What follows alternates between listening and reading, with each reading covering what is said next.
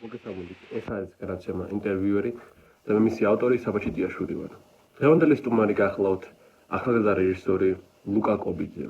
იგი არის ავტორი ახალი საქართველოს ბანკისა და TBC ბანკის რეკლამებისა, ასევე არის სეტანტა სპორტის კრეატიული კონტენტ მენეჯერი. ჩვენ ძალიან საინტერესო საუბარი გამოგვივიდა.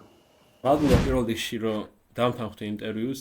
მარიამს კითხე ან ფინალურს რო გჭირდებოდა ვინმე საინტერესო ადამიანი და შენზე რომ მითხრა რომ ვნახე შენი ინსტაგრამ პროფილი ძალიან დამაინტერესდა და რო გავიგე თან რეჟისორი ყოფილხარ. ძალიან მაინტერესებს ეგ საქმეც მეც და მაგიტო ძალიან დიდი მოლოდინება საინტერესო იმედი გამოგივა ინტერვიუ.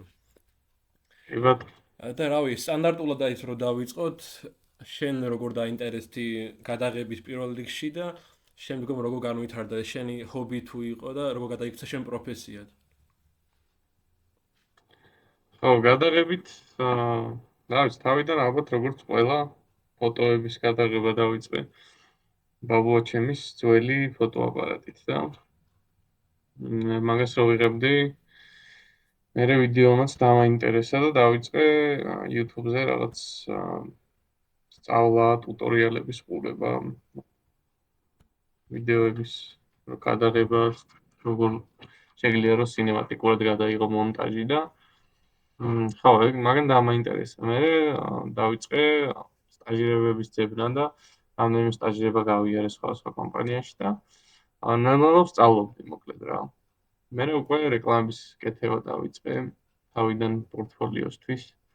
რაღაც არაკომერციულ პროექტებზე მუშაობდი და კამპანიებს ვაკეთებდი, ვქმნიდი და მე ამ კამპანიებისთვის რაღაც პატარა სარეკლამო ვიდეოებს ვიღებდი ჩემით და ჩემ მეგობრებთან ერთად. ისე საინტერესოა შენ ოჯახში ან მეგობრებში თუ იყო იგივე ინტერესები, ანუ თუ ქონდა ხალხს იგივე, ანუ თუ მარტო შენ იყავ ეგეთი, შენ გარემოცვაში? ოჯახში არავის. გარემოცვაშიც ხო არავის. ახლა ჩემ მეგობრები, ფოტოგრაფები მეგობრები მყავს კი, მაგრამ კინო, რეკლამა, ვიდეოს ნაწილში ხო, არა, იმიტომ რომ ერთ-ერთ ინტერვიუში მეგონი ტარახი. მე გავიცანი, ანუ რაც ამის კეთება დავიწყე, მე შევიძინე ესეთი მეგობრები, რომლებიც ჩემ სავე სფეროში არიან. ხო, ეგ იმიტომ ვკითხე, რომ მეგონი ტარანტინოს აქვს ნათქვამი ერთ-ერთ ინტერვიუში, რომ შენ გარშემო თუ არ არიან იგივე მოტივაციის და ინტერესის ხალხი, ესე ვერ განვითარდებიო და ალბათ ეგ დაგეხმარა, ხო, ანუ ერთნაირი ინტერესების მქონე ჯგუფი რო შეიკარით და რო ეხმარებოდით ერთმანეთს გადაღებაში. ხო, რა თქმა უნდა, ერთმანეთისგან სწავლობთ და გეხმარება ძალიან მარტო არ ხარ, როცა მუშაობ და ვცდილობ რომ რაღაც შენ რაც იცის სხვას ასწავლოს, სხვამ რაც იცის იმას შენ გასწავლის და მაინც გუნდური მუშაობა ასწორებს. ხო, მაშინ თვითონ კინოთი, ანუ შენ ხო კინო როგორც ვიცი თეატრალურ იმას ჩააბარე, კინოზე ხო ჩააბარე უნივერსიტეტში. და კინო რეჟისურა იყო, მე რო ჩავაბარე მაშინ. მაშინ და აი თუ გაიხსენებ აი პირველი რეჟისორი ამ ფილმი, რომელმაც აი მართლა დაგაინტერესა, ანუ კინო არა ისე მარტო გართობის მხრივ, აი სერიოზულად რომ დაგაინტერესა და აღმოაჩინე რომ არსებობს ფილმი მეტად გართობაზე მეტი რომ არის რა. პირველი ფილმი რომელიც ეგეთი იყო? ან რეჟისორის რომელიმე ფილმოგრაფია რა.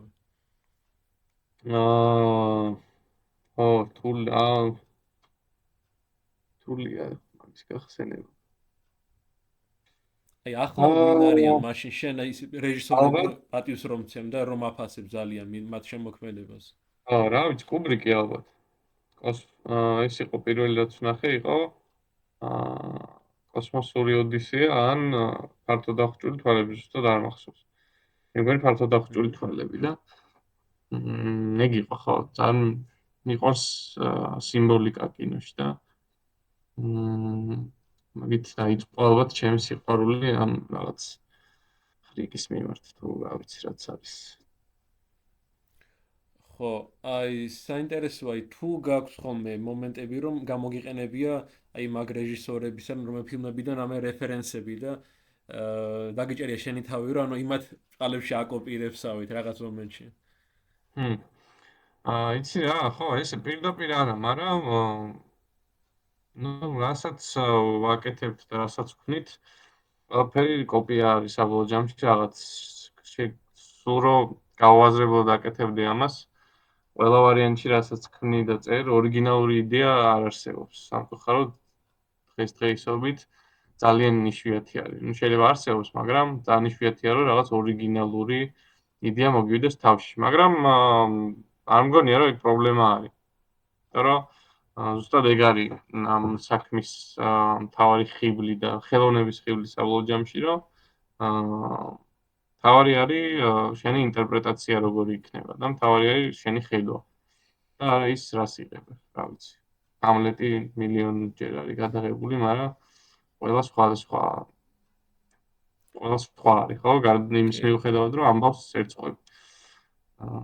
ზუსტად მაგას განაპირობებს ხედვა. აი როგორც ვიცი, ახლა შენ სერანტაში დაიწყე ხო მუშაობა? კი. და აი მაგაზე მინდა მეკითხა, აი თუ გაქვს შენ გონებაში დაყოფილი კომერციული და არაკომერციული სამუშაო, ანუ უფრო მხატვრული და არამხატვრული და როგორ უდგები ხოლმე ამ სხვადასხვა შენ შემოქმედების სხვადასხვა ნაწილს? აჰა. ხო, კი, ცხადია. ხანდახან რთულია ხოლმე მაგის გაყოფა და განცალკევება, იმიტომ რომ რაღაც ყველგან გინდა რომ ჩააკვეხო ეს შენი კრეატივი და შემოქმედება.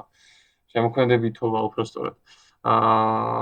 მაგრამ ხო, ანუ რაღაც თავში მაქვს რაღაც პატერნი, ის მიხედვითაც საზღვაო რომ ეს არის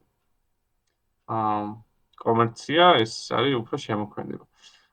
უფრო ალბათ ცნაური მაშინ არის ხოლმე, როცა რეკლამაზე ვმუშაობ, იმიტომ რომ აი რეკლამაზე არ მაქვს ეგ მომენტი, რომ კომერციაში გამყავს და ჩემ შემოქმედებითობას არ უღრევ შიგნით, იმიტომ რომ მგონია რომ ზოგადად მე ძალიან მიყვარს რეკლამა და რეკლამაზე მუშაობა. და მგონია რომ ხო, კარგი რეკლამას ზუსტად დაიქ შემოქმედებითობა და კრეატივი განაპირობებს. და არ მგონია რომ ჩავთვალო რაღაც იმად. საქმედ რომელიც არ მოითხოვს ჩემგან შემოქმედებით ეფორტს. ხო, აი რადგანაც რეკლამა ახსენე, მაშინ თუ შენ შეგიძლია როგორც ფილმი გაიხსენე, რამე გამორჩეული რეკლამა, რომელსაც ალბათ შენც მოხდა мотиваცია ან დაგაინტერესა მიმართულებით, ან რეკლამების გადაღებით. ანუ სულ თავიდან რომ დავინტერესდი, ну ქართული რეკლამით დავინტერესდი, მაგრამ ეს ზუსტად არ მახსოვს რამე კონკრეტულს თუ უყურე. უფრო production-ის, აი backstage კონტენტით დავინტერესდი და მაგიტომ მომეწონა და მე შემithრია და ძალიან მიყვარს ჯონ ლუისის რეკლამები. პირდაპირ ეგრე ქვია, ჯონ ლუის Christmas ad featuring Elton John.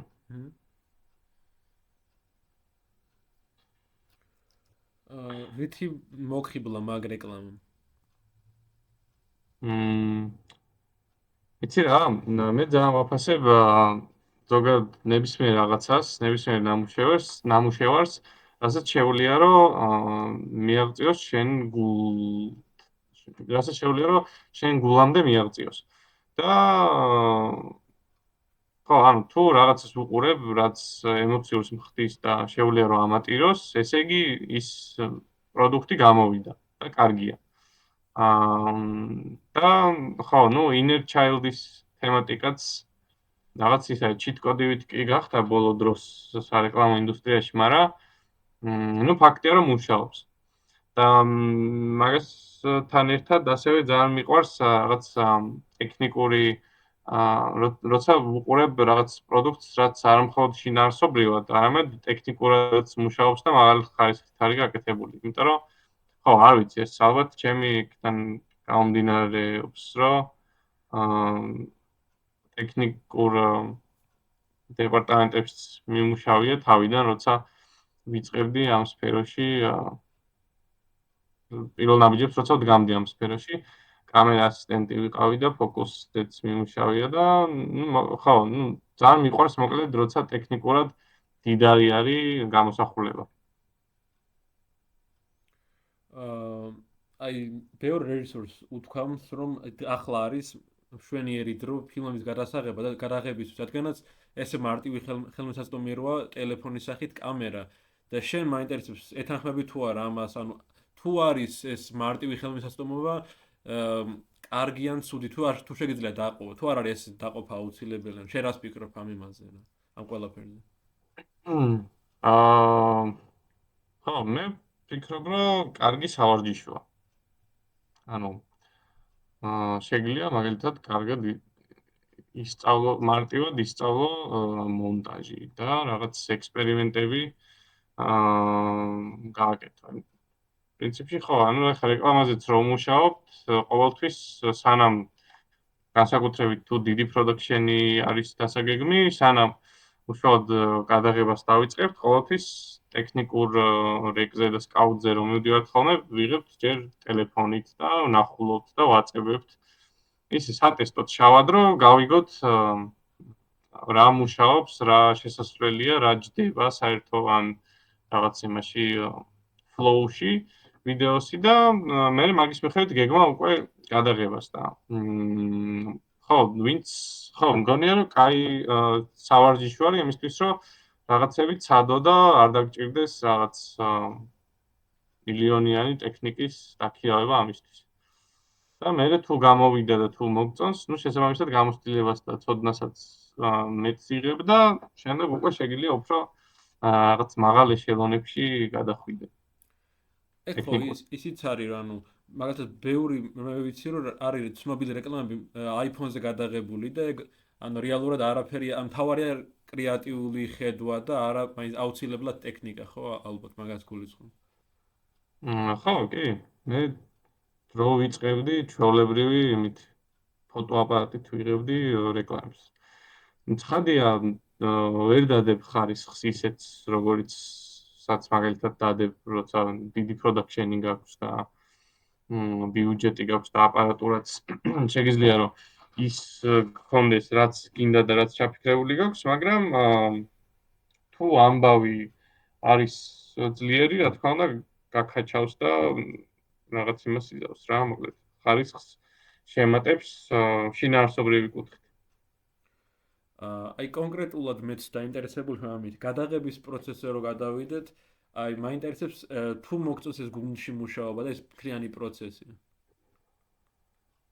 ხო. კი, ხო, ნუ მაგის გარეშე, ნავი, წარმოუდგენელი არის. თავარი არის, რომ ყავდეს შეარჩიო კარგი გუნდი და იმუშაო კარგ გუნდთან ერთად, იმიტომ რომ მაგას ძალიან დიდი მნიშვნელობა აქვს რა. თუ გუნდს ვერ უგებ და გუნდი შენ ვერ გიგებ, ანუ უნდა იყოს რაღაც აი საათივით აწყობილი მექანიზმი, რომელიც ყველა რაღაც პატარა ჭანჭიკი ერთმანეთს უგებს და ერთმანეთთან კავშირში არის და მე საბოლოოდ ეს ქმნის საბოლოო შედეგს, რაც აისახება საბოლოო პროდუქტზე. ხო, გუნდურობის გარეშე ძალიან რთული არის, რომ აკეთო საქმე რა, მოკლედ რა ვთქვა. და მნიშვნელოვანია ის, რომ რაღაცნაირი შენნაირი ხალხი ყავდეს ირგვლივ, რომელიც რომელთან ერთადაც არ მხოლოდ მუშაობ, არამედ თან ერთობი ამ მუშაობით. აი მე მაინტერესებს ამ პროცესში, გადაღების პროცესში თუ ყოფილა როგორ უმკლავდები ხოლმე იდეების ჭიდილი თუ ახლობენ, თუ არ ეთანხმება ბევრი სხვადასხვა ადამიანის სიტყვაზე შენ იდეას და უნდა რომ სხვანაირად ქნან, მაგ დროს რას აკეთებ ხოლმე? ხო, ეგ სულ არის კაცო. ეგ ხო, დავით, უსმენ ყოველთვის და გააჩნია რაზე მეკითხები, კომერციულ ნაწილზე მეკითხები თუ დაუშვათ ფილმზე ან რაღაც. აი, ფილმზე ცალკე რო თქვა და კომერციულზე რომ ცალკე თქვა. ხო, კომერციულზე ნუ სხვა გზა არ გაქვს. დამკვეთს უნდა მოусმინო და ის უნდა გააკეთო, რაც დამკვეთს უნდა, ოღონდ მე თეზის არ ვეთანხმები, რომ აი დამკვეთი რაც სიტყვის ყველაფერს შეასრულო, იმიტომ რომ არსებობს ჩემთვის პირადად რაღაც ხაზი, რაც გადის იმაზე, რომ როცა ადამიანი შენ სერვისს ქირაობს, შენთან მოდის და გიხდის ფულს იმაში, რომ მოსწონს შენი ნამუშევრები, შენი სტილი, შენი მუშაობის პრინციპი, ხო? და თუ ეგ მოსწონს, შესაბამისად, შენ გაქვს რაღაც შენი კონკრეტული სტილი, რასაც მიყვები და დებ კონკრეტულ შედეგს, რაც გამომდინარეობს შენი, ასე ვთქვათ, რა ვიცი, პორტფოლიოდან კი არა და ხო, შენი სტილიდან გამომდინარეობს რა. და მგონია რომ რაღაცები არის, რაშიც შენ მეტი იცი ვიდრე დამკვეთმა, რაღაცები არის, რაც მან უკეთ იცის, ხო? თავი არის რომ არ გაცდე მთავარ მესიჯს, მთავარ სათქმელს და მიზანს, რისთვისაც არის, რისთვისაც კეთდება რეკლამა. ხო, და რავი, შემოქმედებით ნაწილს რაც შეეხება, დაუშვათ თუ ფილმზე მუშაობ, მაგ დროს ყოველთვის ვცდილობ ხოლმე რომ გავითვალისწინო სხვა ადამიანების ჩემზე გამოცდილი ადამიანების აზრი და მე რაღაც საბოლოო ის გავაკეთო, დასკვნა როგორ ჯობია გაკეთდეს უკეთესად, იმიტომ რომ რაღაც შენ ნამუშევარზე რომ მუშაობ, თან შენი უნდა იყოს ეს არა რაღაც სხვების დირექტივებით გაკეთებული ფილმი, მაგრამ თან ყოველთვის გინდა რომ გამოვიდეს კარგი და კარგი რო გინდა გამოვიდეს, ვცდილობ რომ მათგან ვინც შენზე მეტი იცის, რჩევები მიიღო და ისწავლო რა. და მე ნუ საბოლოოდ შენ თვითონ აჯამებ რა უკეთ ჯობია და რა რჩევა გასათვალისწინებელია და რა არა. და თვითონ გადაღებისას ანუ ხო არის რომ ყველა შემოქმედა ადამიანს თავისი რაღაც ეგო აქვს და მაგის ყოფილა ხოლმე აი შენი იდეა რო ქონა დათმობა მოგიწია მაგის და სხვა აღიარება იმის რომ ის მართალი იყო რომ ესე ჯობდა გაკეთება ამ საქმის. ზოგადად მეკითხები ხო? ხო, ზოგადად. თუ რა კონკრეტულ იმაზე.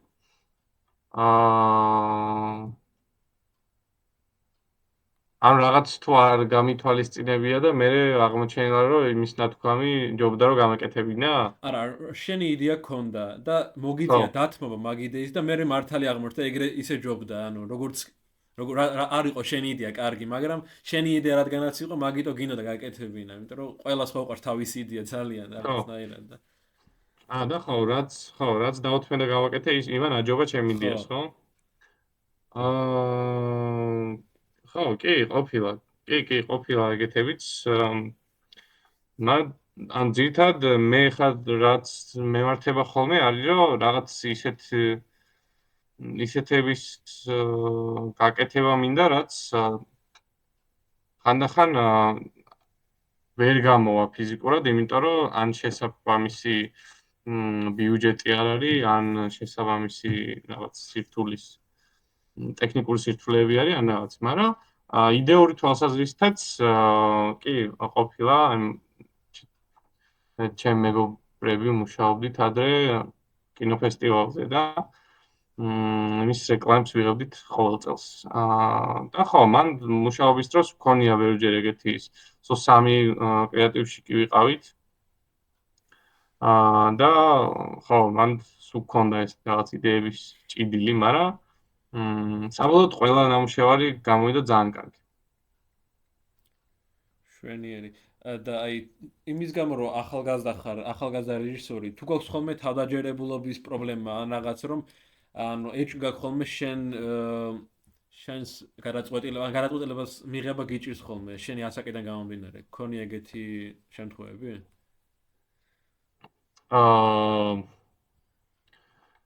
გადაწყვეტილების მიღება არა, ასაკის გამო არა. ასაკის გამო უფრო აი ის უფრო ხშირად არის ხოლმე რომ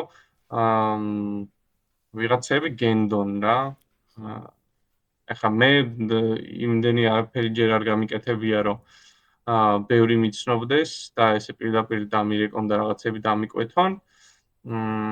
ასე რომ ანუ გასაკეთებელი ჯერ კიდე ბევრი მაქვს და აგიტო აი ეგ არის ხოლმე ალბათ ყველაზე რთული რომ ვიღაცას რო რაღაცას თავაზობ იმ ადამიანის ნდობა მოიპოვა, იმიტომ რომ ჯერ შენ ისეთი კარგი და იმ რაოდენობის ნამუშევრები არ გაქვს, რამდენიც მაგალითად სხვებს უკვე გამოცდილ რეჟისორებს აქვთ, ხო? ან პროდიუსერებს.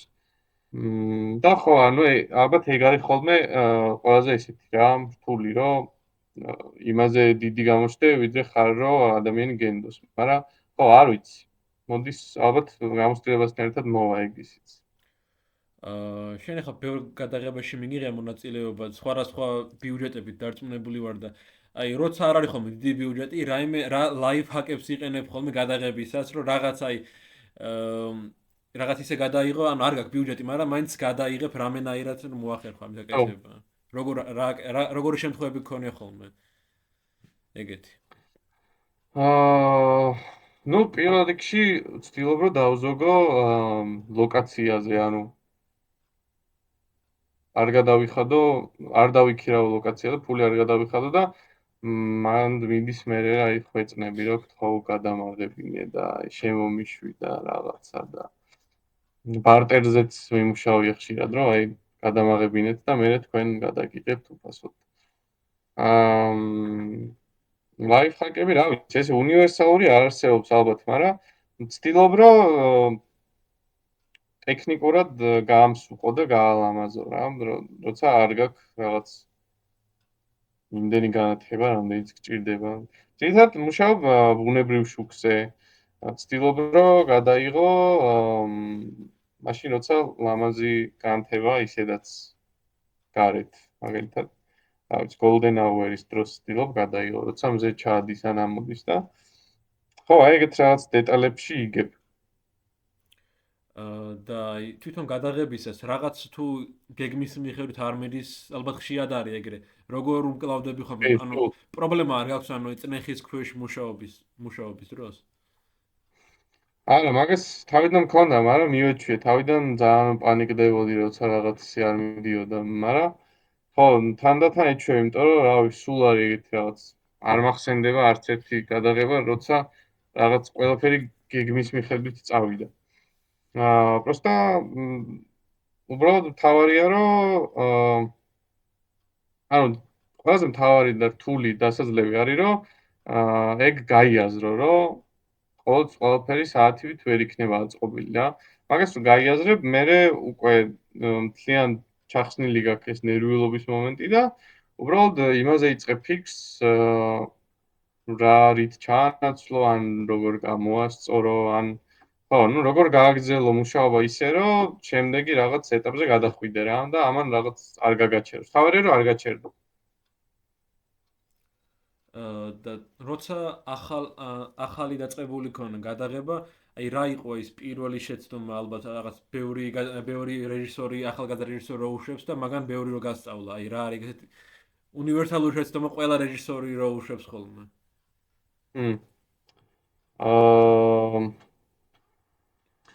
ხო, ყველაზე ესეთი ალბათ ჩემი აზრით არის როცა გონია ან როცა ფიქრობ თავში გაქვს ყველაფერი და აი პირდაპირ რომ მიდიხარ გადასაღებად რა პირდაპირ გეგმავ და იბარებ ყველას და იღებ. აი ეგ არის ყველაზე დიდი შეცდომა, იმიტომ რომ რამდენჯერაც ეგრე გავაკეთე, ყოველთვის მე პოსტში მივხვდი რომ არაფერი თავში არ მაქვს და წინასწარ უნდა დამეწერა და დამეგეგმა და დამეხატა და გამეარა კადრები. იმიტომ რომ ხო, ну რაც უნდა თავში გქონდეს ვიზუალურად სანამ არ შეხედავ ეს ამასთან როგორ ებმის, შეიძლება საერთოდ არ ებმის და შენ თავში კი რაღაც არის, მაგრამ რეალობა სხვანაირია რა. ამიტომ ყოველთვის ჯობია რომ მე მირჩენია რომ წინასწარ დავგეგმო და დაჟე ტელეფონითაც გადავიღო ხოლმე რაღაც ამ შეიძლება ზუსტად იქ არ მიხვიდე და იგივე არ გადაიღო, მაგრამ აი რა ვიცი, აი ბიჭი რო ზის მაგიდასთან ლეპტოპი აქვს გახსნილი, მაგას გადაიღებ ხა სახში. და გატესტავ, ხო, როგორ ებმის, მე რაღაც სხვას, როგორ ხსნის ამ ლეპტოპს. ესე რომ აუ პრე-პროდაქშენში კეთდება ყველაფერი. ანუ პრეპროდუქცია ძალიან მნიშვნელოვანია, რა თქმა უნდა, ყველა გადაღებისას და აი სამი ნაწილი, ანუ პრეპროდუქცია თუ გადაღება და პოსტ-პროდაქშენი, თუ აქვს რამე შენი ფავორიტი არის რომელი ამ სამიდან თუ ერთნაირად მოგწონს სამივე? ხო, ჩემი ფავორიტი პროდაქშენია, რა თქმა უნდა. ოღონდ, ну ესე პირდაპირ ვერ მიიღებ პროდაქშენს თუ პრე-პროდაქშენში არ დაიხარჯე მთლიანად. ამიტომ ჩემს ყოველი ნაწილი არის თვითონ პროდაქშენი რა, როცა გაქვს უკვე ყველაფერი დაგეგმილი პროდაქშენი როცა გაქვს, ეგ არის ჩემი ფავორიტი. პოსტი და პრე კარგია, მაგრამ მაინც გადაღება მიჩემ. და ბოლო შეკითხვას დაგისვა მაშინ აი ბევრს არ უყარს ხოლმე თავის მიზნებზე საუბარი, მაგრამ მაინც მინდა გკითხო, აი მაგალითად 10 წელიწადში თუ ფიქრობ შენს თავზე იქნები თუ არა ამ სფეროში ისევ თუ ანუ რაზე ფოკუსირდები უფრო რეკლამებზე ან ფილმებზე თუ მაინტერესებს შენი რა გაქვს გონებაში ეს წარმოდგენილი. მ. ხო, რა ვიცი, მე მგონია, რომ მე ყოველ შემთხვევაში არ მგონია, მაგრამ ყოველ შემთხვევაში მინდა, რომ ისევ ამ სფეროში ვიყო. უფრო რას გავყვები, არ ვიცი. რეკლამა ძალიან მიყვარს, არ მგონია, რომ რეკლამას შევეშვა. და ხო, ვეცდები, რომ კინოც გავაკეთო ამ რეკლამასთან ერთად, იმიტომ რომ ხო, კინო უფრო რთულია და არ არის ესე, რომ პირდაპირ ადგე და გააკეთო, იმიტომ რომ ხო, ჯერ რაღაც უნდა მოვიდეს. ან არ უნდა მოვიდეს, შენ უნდა მოიყვანა რაღაც როელოდო წლები, რომ რაღაცამ დაგარტყას. შეიძლება არც დაგარტყას არაფერმა, თუ შენ თვითონ რაღაც არ გააკეთე. იმიტომ ხო, რა ვიცი, იმედი მაქვს, რომ ისე ამ სფეროში ვიქნები, მაგრამ ნუ ესე ვერაფერს ვერ ვიტყვი. 3 წლის წინ მეგონა, რომ ეხა სადაც ვარ, ეს უნდა ყოფილიყავი რაღაც 20 წლის მერე რაღაც. ხო. და ისე თვითონ ფილმებსაც შეეხება შენ წერ ხოლმე სცენარებს შენ თავისუფალ დროში და გაქვს წარმოდგენა რომ თან სცენარისტ რეჟისორი იყო თუ სხვის სცენარებზე მუშაობა რა წარმოგიდგენ როგორ წარმოგიდგენია ის შენ ხო მე წერა მეზიზღება წერას ვერ ვიტან აი შემილია არ ვიცი ყველაფერი გავაკეთო ოღონ არ დავწერო მაგრამ ეხა იმ პროცესში ვარ რომ ვცდილობ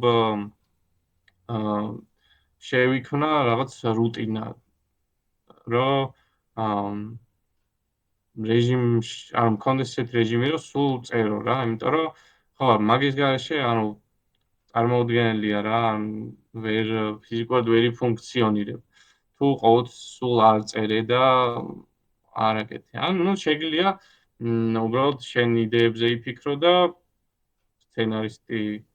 სცენარისტმა დაწეროს აი მაგალითად მე და ჩემი ძმაკაცი მუშაობთ ხოლმე ეგრე ის სცენარისტია მწერალია იდეაში მაგრამ ხო ნუ სცენარზე უფრო მუშაობს მე უფრო ვცდილობ რომ ან იდეებზე ან რაღაც ერთად ვიფიქროთ ხოლმე მაგრამ ხო ეხლა მაქვს ეგ პროცესი რომ ეს რუტინაში ჩავისვა წერა რა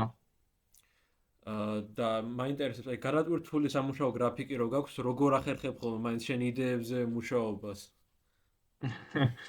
ვერ ახერხებ იცი როგორ არის აი ეხლა გვაქვს მაგალითად მე და ჩემ მეგობარს აი სცენარისტებისთან ერთად მუშაობ ხოლმე გვაქვს რაღაც იდეა და ზუსტად აი ამ გრაფიკის გამო ვფიქრობთ როგორ თან ვიმუშაოთ ამ იდეაზე რა და აი ზუსტად ეხა გვინდა მაგის დაწყება და ვფიქრობთ რომ ნუ ორი ვარიანტი გვაქვს ან ყოველ კვირა რაღაც ჩვენ დამოუკიდებლად ვიფიქროთ ხოლმე როცა გვაქვს თავისუფალი დრო და რაღაცები ჩამოვწეროთ და მე კვირაში ერთხელ შევიკრიბოთ ხოლმე ან რაღაც ეტაპზე რომ მივალთ რაღაც იდეები გვექნება საკმარისად რაღაც ერთი კვირით გადავიხვეწოთ სადმე ჩავიკეტოთ და არ ვნახოთ მზის შუქი მანამ სანამ არ დავწერთ რაღაც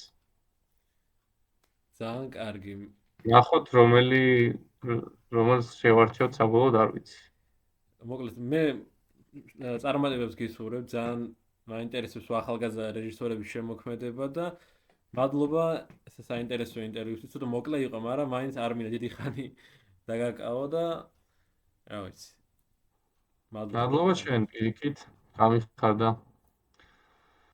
გამიხარდა ძალიან რომ ხო ნუ საინტერესო რაღაცებზე ვილაპარაკეთ